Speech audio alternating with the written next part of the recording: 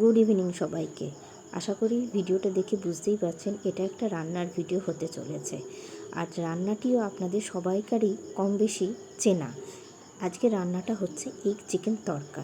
যদিও আমি রান্না যে খুব ভালো পারি তা না, তবে ওই চেষ্টা করি নানা রকম রান্না করার, ভালো লাগে করতে। তা আজকে আমি নিজে কিভাবে এগ চিকেন তড়কাটা রান্না করি সেটাই আপনাদের সঙ্গে তুলে ধরছি। প্রথমে ডালটা আমি ভিজিয়ে রেখেছিলাম, সেটা প্রেসার কুকারে সিটি হওয়ার জন্য রাখছি। প্রথমে ডালে আমি পরিমাণ মতো কিছুটা নুন দিয়ে দিচ্ছি, তারপর অল্প করে একটু তেল দিলাম। এবার জল দিয়ে ডালটা সিদ্ধ হতে দিলাম আমি। এবার চিকেনের মধ্যে একে একে নুন, অল্প হলুদ, অল্প একটু লঙ্কা গুঁড়ো দিয়ে চিকেনটাকে আমি ভালোভাবে ম্যারিনেট করে নিলাম।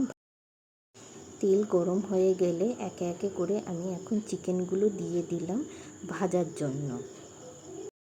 চিকেনগুলো আমার সব ভাজা হয়ে গেছে, এখন আমি এগুলো সব তুলে আলাদা করে সরিয়ে রাখছি।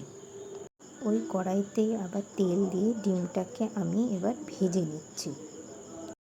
দেখতেই পাচ্ছেন ডিমটা আমার এদিকে ভাজা হয়ে গেছে। আবার কড়াইতে আমি তেল গরম করতে দিয়ে এবার একে একে পেঁয়াজ কুচিটা এখানে আমি ভাজতে দিয়ে দিলাম। এবার দিয়ে দিলাম আমি রসুন কুচি, এবার দিলাম আমি লঙ্কা কুচি। এখানে লঙ্কাটা আপনারা যে যেমন ঝাল খান সেই রকম দেবেন।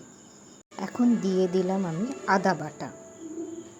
এরপর টমেটো কুচিগুলো দিয়ে কিছুক্ষণ আমি নাড়াচাড়া করে নেব। ভাজা আমার হয়ে গেছে, এখন আমি দেব স্বাদ অনুযায়ী নুন, হলুদ গুঁড়ো, কাশ্মীরি লঙ্কা গুঁড়ো। এরপর সমস্ত মশলাগুলো আমি ভালো করে মিশিয়ে বেশ কিছুক্ষণ কষতে থাকলাম। দেখতেই পাচ্ছেন মশলাটা আমার খুব ভালোভাবে কষা হয়ে গেছে। এখন আমি আস্তে আস্তে চিকেনগুলো সমস্ত দিয়ে ভালো করে মশলার সাথে চিকেনগুলোকে মিশিয়ে নিচ্ছি। এবার অন্যদিকে আমার সিদ্ধ করে রাখা ডালটা আমি মশলাটার সাথে ভালো করে মিশিয়ে নিচ্ছি। অল্প একটু জল দিয়ে ডালটাকে এখানে আমি আরও একটু ভালো করে মিশিয়ে নিচ্ছি। ডিমের ভুজিয়াগুলো দিয়ে আবার আমি ডালটা আরও ভালো করে মিশিয়ে নিচ্ছি। এখানে তড়কা আমার হয়ে গেছে। এবার আমি ওপর থেকে অল্প অল্প করে কসুরি মেথি, ধনেপাতা কুচি দিয়ে আমি ডালটাকে খুব ভালো করে নেড়ে চেড়ে মিশিয়ে নিচ্ছি।